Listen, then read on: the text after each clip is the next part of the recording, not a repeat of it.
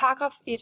Erhvervsdrivende omfattet af denne lov skal udvise god markedsføringsskik, altså en standard, der skal følges af alle, der markedsfører sig, som opfatter alt, hvad en erhvervsdrivende gør for at fremme sit salg, under hensyntagen til forbrugeren, erhvervsdrivende og almene samfundsinteresser. Stykke 2. Markedsføring, der angår forbrugerens økonomiske interesser, må ikke være egnet til mærkbart at forvride deres økonomiske adfærd. Det vil sige, at den erhvervsdrivende skal optræde tilbøjeligt og rimeligt. Lovens mål er at ramme alle, der handler illoyalt og imod god forretningsmoral. Det er alt lige fra reklamer til emballage og slogans. Det er en meget bred formuleret regel.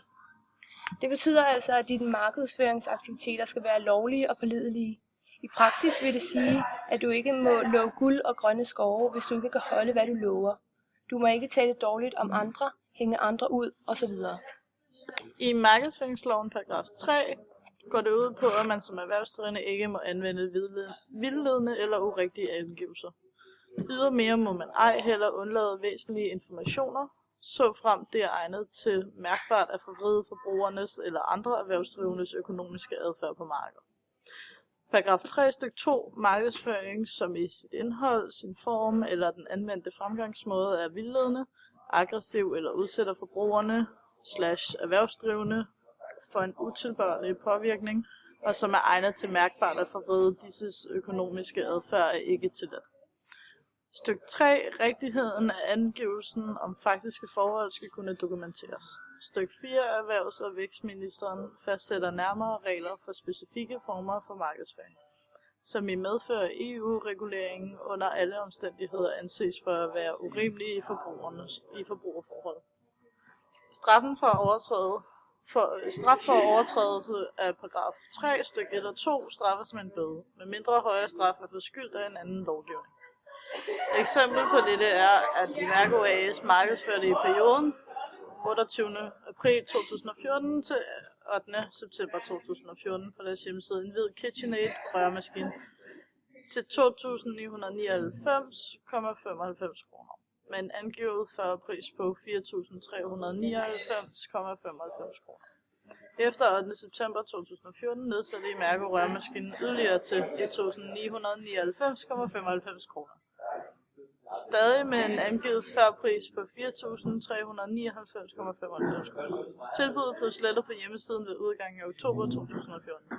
Imerco har derfor oplyst en forkert pris, så tilbuddet så bedre ud, end det rent faktisk var. Forbrugerne er derfor blevet vildledt. Paragraf 13. Ved erhvervsmæssigt udbud af varer til forbrugerne, dog ikke salg af varer ved auktion, skal der ved mærkning, skiltning eller på anden måde tydeligt oplyses om den samlede pris for varen, inklusiv gebyrer, omkostninger, moms og alle andre afgifter. Afgifter eller omkostninger, som den erhvervsdrivende ikke er forpligtet til at opkræve direkte hos forbrugerne, er ikke omfattet af punkt 1, men skal oplyses særskilt. Hvor varer udbydes elektronisk til forbrugerne med mulighed for bestilling, finder første og andet på tilsvarende anvendelse. I praksis betyder det, at alle skilte, mærkninger m.v. skal angive den samlede pris for varen. Mærkningen skal placeres sådan, at forbrugerne kan se den, og den gælder i butikker, butiksvinduer og på e-handels hjemmesider. Man må altså ikke i betalingsøjeblikket opkræve ekstra gebyrer og tillæg m.v.